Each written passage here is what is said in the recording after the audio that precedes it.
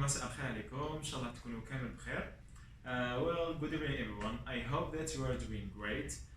My name is Wasim Foudi, and today we really have a special meeting with a special person.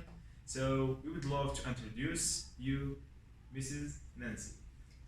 Hi, Salam alaikum, and thank you for having me tonight, and welcome to see the view of my apartment in Avia. Yeah. As you see here, it's an amazing view and it's so beautiful place. So thank you so much, Nancy, for accepting our invitation My to pleasure. do the meeting. We're so happy to do this, to live this experience with you. So in the beginning, Nancy, like our dear friends, our dear audience, like would like to know who is like Nancy.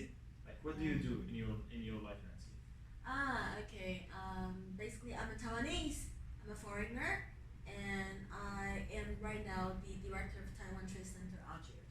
Yeah, that's really nice. Taiwan Trade Center in Algiers is here in Hidra, right? Yes. Yeah, that's so amazing. So amazing. That's why one of the reasons like I wanted to do this meeting with Nancy, because me actually I found her and I find her a really inspiring businesswoman, whether in professional life and also as a person. She's a great person, a strong person also, and that's why I'm really excited to discover more about Nancy, and you are excited to discover about Nancy too, because actually she is really successful, and here we are going to gain really valuable ideas. So let's start, Nancy. In the beginning, like Nancy, because you have really wide background on academic level and also like professional level, right? Yes. So can you tell us, like Nancy, what did you want in the beginning of your process of studying? Like, what was your vision toward your academic field? What did you want to do in the beginning? I wanted to become an international businesswoman when I was about 13 years old. So to become such a person, you need to be able to communicate in a foreign language. That's Yes. why I chose Spanish and English. That's really great. That's really Okay, great. so after graduating from the College of Languages, I went to study in Australia, in Japan, Really interesting. in UK, in Spain.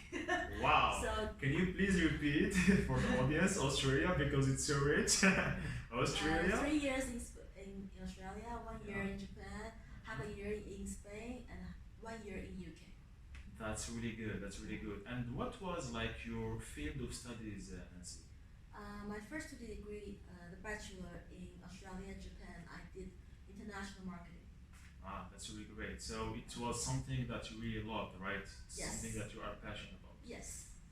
So here we can say that sometimes when a person actually chose something that really feels like it's really his passion, what can you say? Is it really something that really a person needs to do in order to have a more impact on his life and other people's life when he follow his passion? How important it is to follow your passion? Super important. If you don't like what you chose, why do you choose it at the first place? Yeah, So exactly. choose what you love and love what you choose, and then you are determined to continue and explore more details about it. That's really good.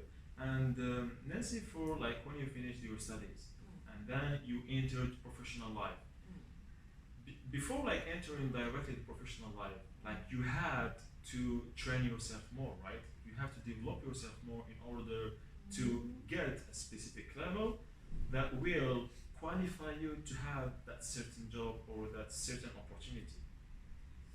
Actually, I didn't train myself specifically Yeah. professionally. When I I was mean self-training, like actually I you trained work on yourself. myself to be more connected with the local people because I study overseas. The whole point of study overseas is to actually learn more cultures, more things about the people over there. So I spend most of my time doing clubs. Good. So I Really joined good. ski club. I learned ski, snowboarding, skydiving, climbing, and then karate, That's and really then nice. I mountain climbing,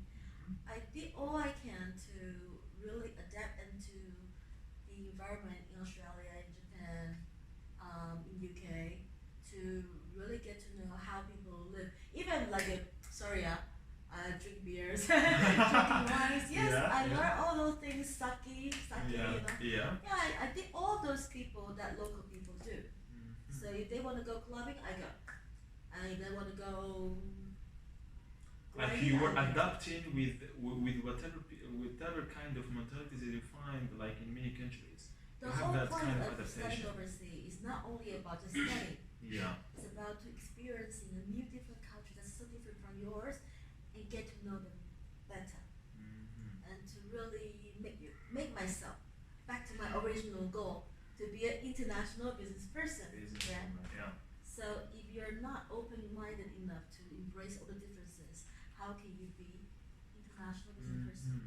That's a really good point. What you just mentioned, Nancy. You said that when, for example, you go to foreign countries, sorry, not only like to study and like get a richer background academic level, but Mm-hmm. also it's an opportunity for you to expand yourself more, like by communicating with people, like adapting in that environment, that new environment, Mm. that will of course give you it will push you to become a better person, right? So it's about also like changing yourself. I'm not sure if I'm getting a better person, but um, I stretch out my comfort zone. You extract more your I comfort zone. stretch in comfort zone. When your world is only here, you only know about here. But when you get to know different perspectives, your comfort zone is wider. You get to be more accepting to differences. So stretching out my comfort zone to differences is one thing I was learning very hard during my school years.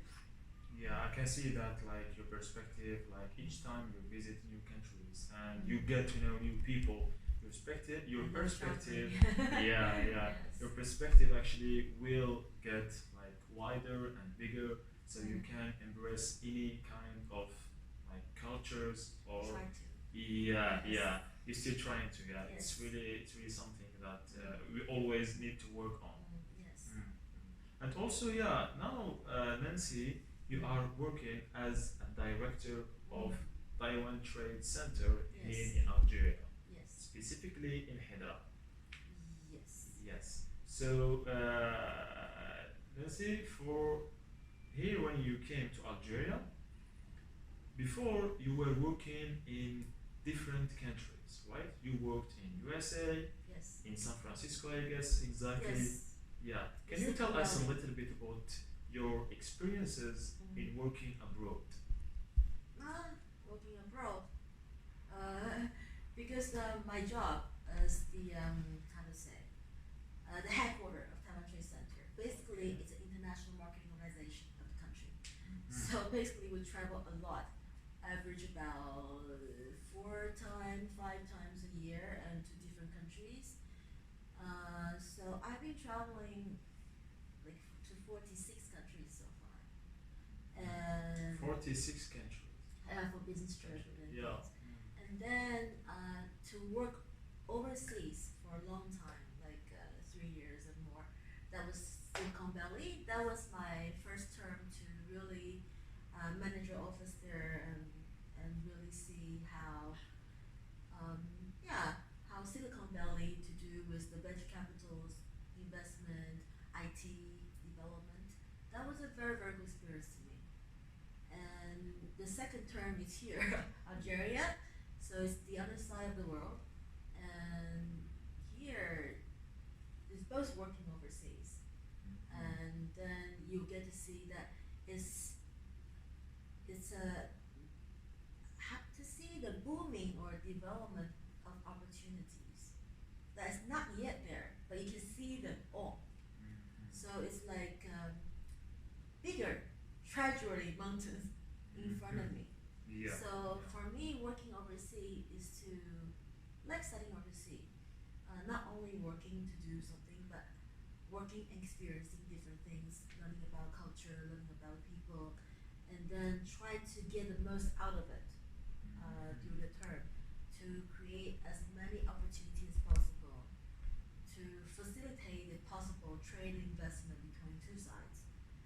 you see, Taiwan Trade Center is not only about Algeria. Yes, of We're talking course. about the whole Maghreb region, Maghreb, Morocco, Tunisia, and also about Mauritania, Mali, Mauritania. Senegal, and Yeah. then Guinea.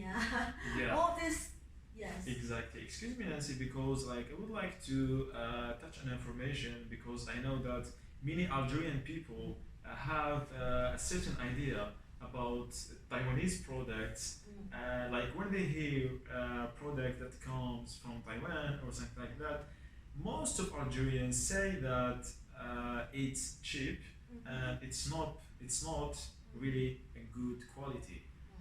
What can you say, like in terms of quality of product, and in terms specifically, because last time we were discussing about statistics, high really numbers of like Taiwanese companies, how they are dominating like the world, which is something I found really really impressive. Can you please tell us more about this, Nancy? Actually, as far as I have learned about people's perception towards Taiwan and Taiwanese products so far in Algeria are not quite fair to the facts. Okay, basically Taiwan has already grown out of cheap products for a long time, maybe more than 30 years. In case people don't know, Taiwan semiconductor is the number one in the world. We have four top 10 semiconductor company in the world, and we are actually taking 60%. So four top 10 Taiwanese companies from the top 10 of the world. Yes, and then Taiwanese companies occupy 60% of the entire world's market share of semiconductor. That means that even in your cell phone, in your TV, in your laptop, in all the electronic items, when you're having 10 items, 6 of them are supported by Taiwan semiconductors. And also about the LED lights, we're also quite strong, maybe number two in the whole world. And we are the number one producer of laptops. Taiwan has already grown out of the make in Taiwan period. We are make by Taiwan in different countries. So I believe all of you have heard about ASUS Yes. laptop, Yes. Asus laptop and Acer too. I guess. Acer computer, Yeah. MSI, MSI the Gaming, gaming laptops. Yeah. Data, PC. D-Link, Yeah, the link, it's really known in Algeria. Yeah. Transcend, Uh-huh. okay, USB, Uh-huh. and then Genius, mouse. Actually, most of the computer accessories you Mm. can find here. Yeah. They're Taiwanese brand. This is actually very good information because it corrects many wrong information that maybe Algerian people have, because actually Taiwanese products and Taiwanese companies really have a great value on the market, a really strong domination on the market. So yeah, here Nancy, we go to another point Sure, that do you mind if I just adding another point? yes, sure, go ahead. Actually, for the scooters that's most popular here in Sim, Algeria, yes. it's called Sim, right? It's Taiwanese brand. And Kimco, before it was driven out from the Algerian market because Yeah. SKD things. Yeah. Sim by the scooter is also Taiwanese brand. That's really nice. That's really And the good. most expensive bicycle in Mhm. the world, the lightest bicycle in the world, is also Taiwanese brand. It's called Giant. You see, that's so amazing actually. So Yeah. actually, you can't really buy Taiwanese products and expect it to be cheap. We are sorry, we're quite expensive. Yes. Yeah, it's really nice to know all this actually. So yeah, as I told you, there is another point Yes. that specifically, I hope all the young people really like give attention to these points that we are going to dig deep on them because they are really really important. We know Nancy that many Algerian people actually they are studying university, and we can say that once they finish their studies, all of them like start to search for for jobs, etc. Like for you, like because you are a director and you worked with many companies, so you have experience and you know people's mentalities. Mm. What are for you like the requirements that many companies search for in a person? What are the things that you want to see in that person in order to be really, really qualified for the job? Okay. According to my humble experience of interviewing more than 60 or 70 Algerian young people, I have to say that the first of all, we are looking for people that are paying attention to details. Mhm. Details. Um, I know that most of the people, when they go for an interview, they don't really look into the job description or the company's information very well. Mhm. But as a responsible recruiter, I always put all the necessary information in the recruitment news. That's why I would expect the potential candidates would definitely read through those information carefully and know exactly what the recruiter is looking for and what kind of job content he or she is expecting from our expectation, and then follow the instruction of applying for this position. I Yeah. think most of the people that I disqualify during the process is that those people who apply uh, not following the instruction, or who came without reading those information. Those people are the one to be disqualified, and those people who prepare everything well and understand why they chose to come for this interview always stay till the last. Yeah, that's a pretty good point because you mentioned that a person who chose a specific company, he has to make certain research, some research about that company and about what they do, maybe their story, and maybe their services and products. Like sometimes people go to a company without knowing anything about that Yes. society. I Yes. mean, like it shows that they don't give value and importance to that. But a person who is really motivated, as you said, he will have the why, and also he will give the value for the company. So when he goes there, he actually gets more information. When the person, the interviewer, will ask him, he will always have like answers and like knowledge about what the company does, and also like answering the right questions. The interviewing process starts when you send the email. Mhm. That's a very good point too. It's not only about when you actually come in front of my face, it comes everything you did when you contact me at the first second. Okay, Nancy, what about the skills that you are searching on a person? The skills. The skills actually, of course, every person has different requirement. For Taiwan Trade Center, I'm Okay, looking let's for. talk, for example, for Taiwan Trade Center. Let's talk, for example, in terms of general skills for companies that they are searching for. Hmm, I wouldn't call it skills. I would call it a mentality or Great. attitude. It's about learning curve. Learning curve. Do you actually have a learning curve? Mm-hmm. What kind of person has the best learning curve? Are those people who always reflect and learn from their failure and then optimize on their success? Mm-hmm. So if you can't really reflect your own mistakes, or you think that you have no mistakes, you know everything already. If you have that kind of mindset, you have no learning curve. It's true because when you have already the idea that you know everything, it means that you are blocking like new All information possible, to enter to you. Yeah. suggestion. Yeah. And unfortunately, since I'm a foreigner, Yeah. I have different mindset from most people here. I do correct a lot. I do tend to correct my employees from doing things.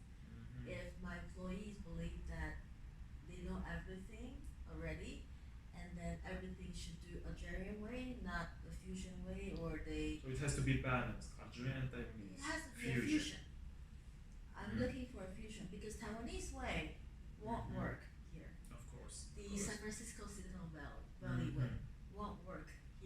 and Taiwanese won't work maybe in France and it won't work in other countries. Yeah, we It's always always have about to balance. like adapt some localization to it. Mm-hmm. But there's also a reason why Taiwan is Taiwan today, Mm-hmm. right? I mean, Taiwan must have done something right to become Taiwan today. So we must actually take all the advantages from different culture to make the best out of it. So that's why I say if my employee, the most important mindset or attitude is that he's willing to be like a sponge to Mm-hmm. absorb different kind of new challenges, different ideas, and trying to find out solutions that work the best in Algeria or in other African countries. Mm-hmm. Yeah, without having this kind of mindset, in generally speaking, any workplace, this person, yes, Yeah, cannot be used. yeah, interesting point. So you mentioned actually a person who should be flexible, okay, can be flexible, and a person who is willing to learn, okay, as you said, like a sponge. And you also mentioned the person who is like open-minded, like he's open-minded to new information and also like challenges. Yes, yes. Yeah, yeah, Mm. that's really interesting, really interesting.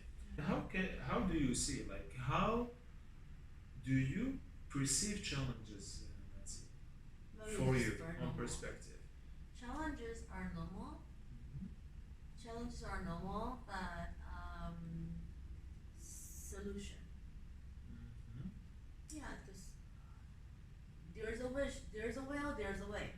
I always Mm-hmm. believe that nothing is impossible. If Mm-hmm. you really want to find a way, or actually for one challenges, could be dozens of solutions for that.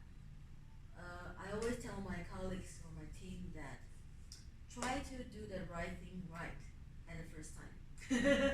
That's correct. There are right thing, you can do the right thing wrong, you Mm-hmm. can do the wrong thing right, you can Yeah. also do the wrong thing wrong. Mm-hmm. So there are so many solutions.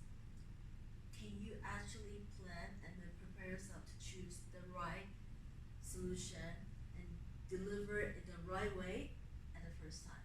I think that's the ongoing challenges I have to myself, that how can I try to make the right decision and then Mm-hmm. deliver it right at the first time. And that's my goal actually for every single decision I make, how to do that. So yeah, I don't actually find challenges anything Yeah. different. But And challenges are always like always there, it's always there. always Just there and always like to push us to another level, and actually we learn from you challenges can't and it's let part of life. it's part of life. So we always accept them and we feel excited actually about the change Maybe not too many with the project challenges, of challenges, of but course. one or two challenges a day, which is normal, and then you just had to find a way to do it, and then find new ways of doing it, and so test and error, or like find the smartest way of doing it. It's to me it's kind of fun. Yeah. Very good, very good. Yeah, and in the end, Nancy, uh, like because as you said, most of the people here who are watching are like young people, students, and also workers. Nancy, through like from all your experiences, like studying in different countries and then working in different companies to a head of Taiwan Trade Center, which is actually for me a great achievement.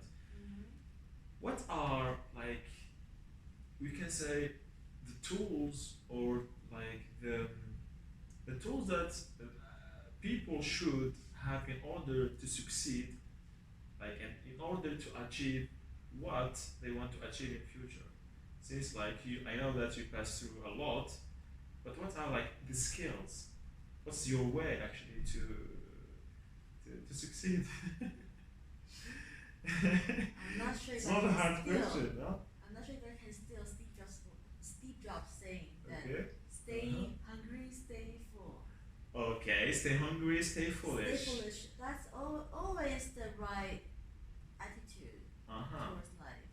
I think if you're losing curiosity, you're losing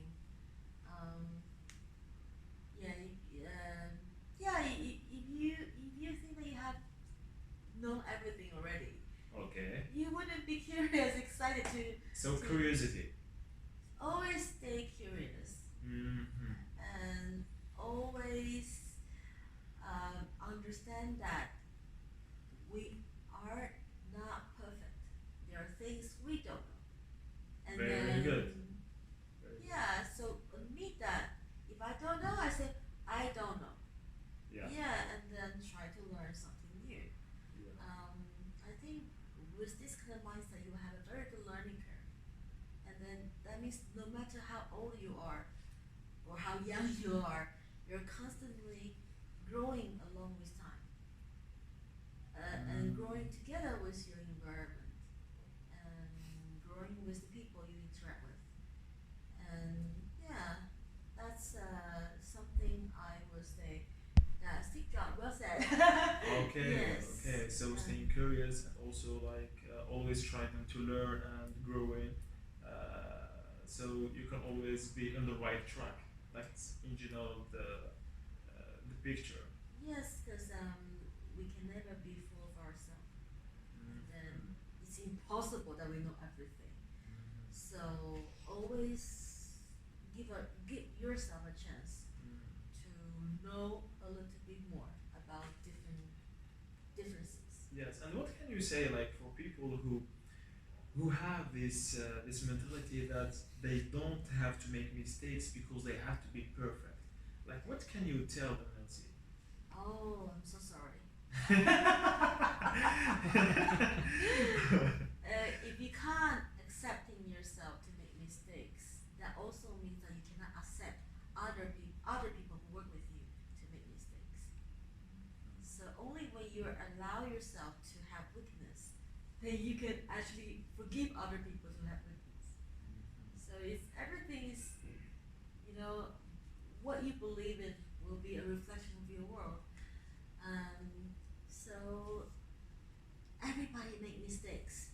Yeah. Even me, I'm making mistakes every single day, and then I learn from it. You know, we have a Chinese saying that you either learn from failure, or you succeed on what you want to do. So Mhm. either way, you're not losing anything, Mhm. right? You succeed Mhm. or you fail, and then you learn from it. So Mhm. either way, you're growing. Yes, yes. And as there is a citation that I really like, it says like heroism is um, like perfection is not heroism, but humanity is. And because we are human, so we are all allowed to do mistakes in order to learn and in order also like to grow.